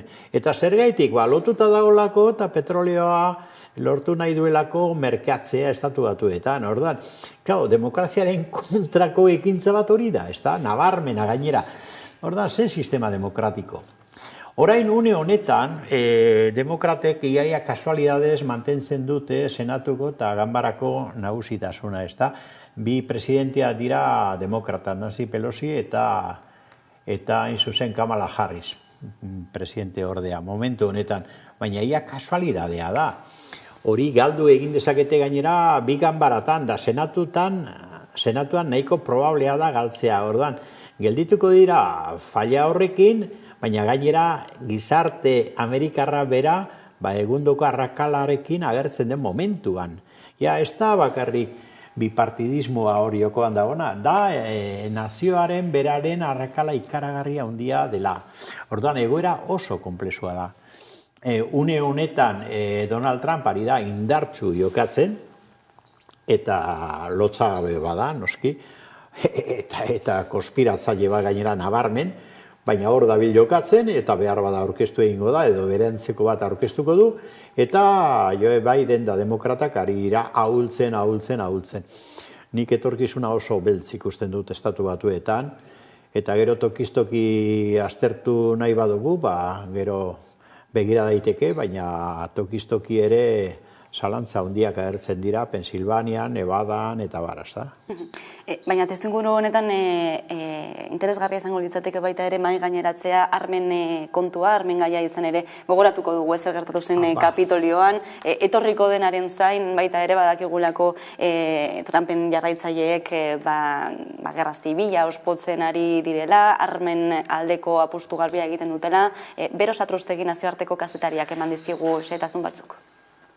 Astearte honetan ospatuko dira Amerikako Estatu Batuetako legealdi erdiko hauteskundeak. Ordezkarien kamera osatuko duten 235 kideak aukeratuko dituzte. Hauteskunde aurreko testuinguru honetan eta besteak beste eskoletan gertatutako tiroketak izpide, armen erabileraren eztabaida mai gainean jarri da. Batzuek diote erabilera eta salmenta kontrolatu beharko liratekela, baina beste batzuek ordea armak izatea eskubide konstituzionala dela argudiatzen dute. Demokratek auzia kongresura eramateko asmoa dute eta salmenta eta erabilera erregulatu nahi dituzte urtean 40.000 pertsona armen ondorioz hiltzen diren herrialdean. Honek noski errepublikarren artean nolabaiteko errezeloa sortu du. Aurtengo legealdi erdiko hauteskundeak zarata handiagoa ari dira ateratzen, parte hartzea orokorrean nahiko baxua izaten da 140 ingurukoa, baina aurten bestelako itxura dutela adierazi du BBC-kateko KTK kazetariak. Gainera, testuingurua aztertuta, errepublikarren 170 uste du Joe Biden ez dela legezko presidentea eta horrek hautsak arrotzen ditu. Esaterako 2020ko bozketen ondoren, inoiz baino hauteskunde funtzionario gehiagok jaso zituzten mehatxuak, zehazki, Brennan Center for Justiceen arabera, 6tik batek. Gainera, galdeketen arabera, urrengo hauteskunde orokorrak ospatu baino lehen, langile hauetako 5tik 4 lan utziko dutela, adierazi dute jasan behar izan dituzten mehatxuengatik eta jasan behar izan duten presioagatik. Hori zera egoera Estatu Batuetan ere, ez? Bolsonaro asko hitz egin dugu azken aldian, Brasilgo hauteskundeak tarteko, baina Estatu Batuetan ere, mamu hori, ez, gerra zibilaren mamu bat, edo kolpe Estatu baten mamu bat ere, badagoelako aspalditik gainera. Bai, baina begira hor bi gauza ez da, lehenengo armak esaten da, dudarik gabe, armen banaketa hain erreza eta adingabekoen artean ere bai, lortzen dituzte eta egundoko triskantzak egiten dituzte, biztan da hori eskandalua dela, Estatu Batuetan, eta hori murriztu beharko litzatekela nabarmen eta ebitatuko lirateke hainbat erailketa eta hainbat astakeria. Hori hola da, ez da? Baina azken finean begiratzen badu, konturatzen bagara, armak tresna bat dira. Eta arazoa ez da arman bertan bilatzen, arazoa dago gizarte austura, ikaragarri bat. Ze gizarte mota, kapitalismo basati horren lehen mailako estatuak mundu guztian boteretsuenak begirazelako gizartea sortzen duen. Hori da benetako arazoa, ze gizarte mota da Estatu Batuetako, ez da? Zelako austura ikaragarria dagoen, zelako hiperaberatzak eta superpobreak hain modu edatuan, ez daukate ez da osasungintza sistemarik, ez daukate ezer, eta gaina arma dituzte eskuan. Bueno, eta gero, bigarren arazoa, gehiagi begiratzen dugu Estatu Batuen barrura. Dano dakigu hemen nortzu diran hautagaiak, noiz diren hauteskundeak, zer egiten duten, armen arazoari eskua burura eramaten ditugu, eskandaloa, danak arma dituzte. Da ez dugu erreparatzen beste kontu bat. Joe Biden, bale, dio armen kontrolaren alde dagoela, eta armak murriztearen alde, eta bar, non, Estatu Batuetan. Da munduan? Nor da almazantzailerik, da banatzailerik handiena munduan? Nor hori da bultzatzen, da elikatzen, da uspotzen gerrak mundu guztian? Ukrania barne, ez da? Nor? Estatu Batuak, biztan da. Nok du arma nuklearren bildumarik handiena eta eiza egazkinak eta zera eta armamentu ikaragarri boteretsua Estatu Batuak. Nor da mundu mailan desestabilizazio elementu nagusia Estatu Batuak. Ordan zergatik erreparatzen diogu hainbesteko keskaz daiaia angustiaz, agian Trump helduko dela berriro gobernura, eta ez diogu begiratzen Bidenen Estatu Batuek zer egiten ari diren, mundu mailan, OTANen, edo Nancy Pelosi bera, Taiwanera joan da eta Txina gerraren atarian jarrita, edo eta Korean, da bat. Hori da nik uste koherentzia behar dugu azterketatan. Eta Estatu Batua da gaur egun, bai armakasuan eta bai klimaren degradazioa ikusten badugu, elementurik arriskutsuena Estatu Batuak dira. Eta hori argi eduki behar dugu, eta hori objektiboa da. Eta hortik hasi behar ditugu analiziak nik uste dute, orain esan, datorrela Biden berriro, ze bestela Trump okerragoa da. Ez, Biden zein Trump presidentzian egon, Estatu Batuak da une honetan mundu mailan da planeta mailan daukagun arriskurik handiena. Hori hola da. Bai, hori gertatzen da, ez da txarra eta ez haintzarraren arteko desberdintasun hori egitea, baina strukturalak diren politikak ere badaudela ez baina batzutan txar hori eta txarragoaren arteko arrakala batzutan bebai da gauzan hartzekoa, ez? Trumpekin zer gertatuko litzateke abortuarekin, zer gertatuko litzateke hainbeste eskubide lortuak izan direnekin, ez? Eta niretzako hemen bebai garrantzitsua izaten da, ez? Carmelok esan dauen, estatu kapitalista honek nor nahi dau bermatu, ez? Zegatxik, adibidez, ontxe Elon Musk Twitter erosi eta errepublikanoen alde jarri da. Zergatik, bera, nahi dauelako alako sozietate bat edo alako estatu bat bermatu, ez? Eta herritarrak alakoak jarraitzea eta hori erabili behar dau. Zelan heldu zen poterera Trump, bots eta alako albiste faltsuak erabiliz eta sare sozialak erabiliz, berriro pasauko da. Bai, baina batzutan, begira, nagusitzen da gure artean, ere herritarron artean, pentsamentu funts gabea edo banala deitzen dena. Ez da, nik adibide bat emango dizut, badauka familia estatu batuetan. Nire osabak eta joan ziren Artzainara, eta gero familia egin zuten, da horietako batzuk, gainera, ari dira, hoien ondorenak Euskal Herrira etortzen, da Euskara ikasten, da hemen nahi dute gure artean bizi, eta da horietako batek esaten zian, begira, Carmelo, ze gertatzen den estatu batuetan, nire anaia batek esaten zidan, kriston disgusta daukat, esaten dit Donald Trumpi botu eman behar diola, eta zergatik esan nionik, zergatik ez duzu sinistore egingo. Trumpek agindu duelako, berak subentzionatu egingo ditula euneko eunean edurretan ibiltzeko motorrak. Eta Bidenek ez, eta ordan bera nahi du alako motor bat, eta ordan Trumpi emango dio botoa. Begira, hori da pentsamentu politikoaren banalizazio ikaragarria. Da hori gertatzen da, han eta hemen gertatzen da gure gizartean. Hau da, demokrazia formala deitzen dugun horrek, espadauka atzetik herritarren ideologizazio zuzen bat, eta printzipioak argi izatea, eta hezkuntza boderetsu bat benetan, herritarra benetako herritar kontzientea izan dadin, alako gauza gertatzen dira.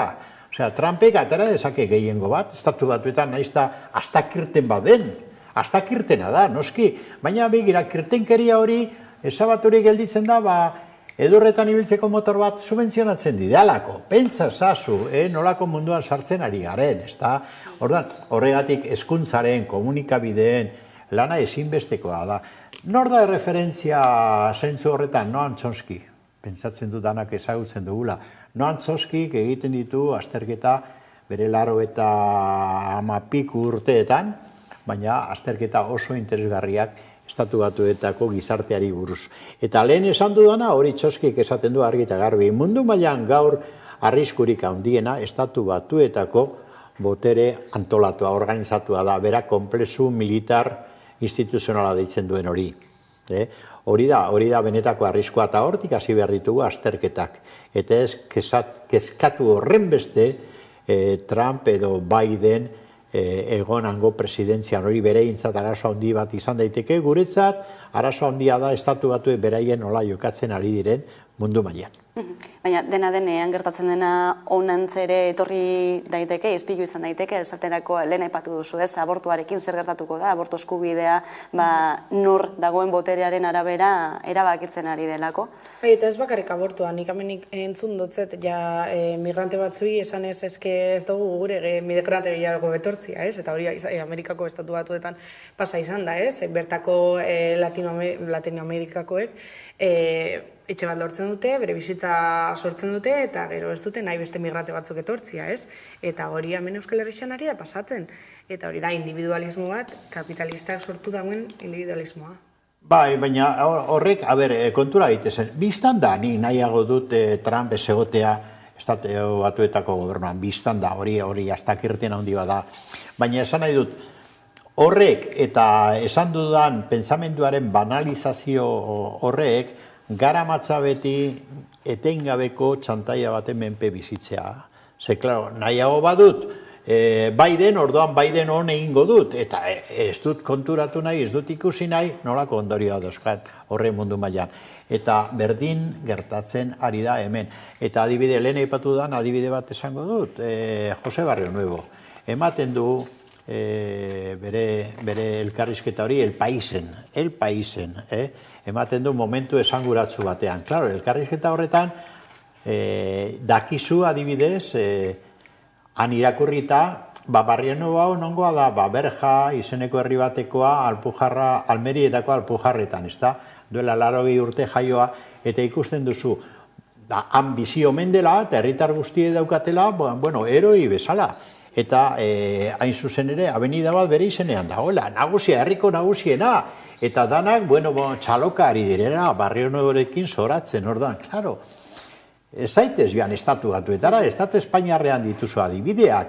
Osea, ze banalizazio ikaragarri, ze degradazio dago ideologian, printzipioetan, eta zer da politika eta zer dira hauteskundea gaur egun. Hortik hasi behar dugu azterketa, ez da?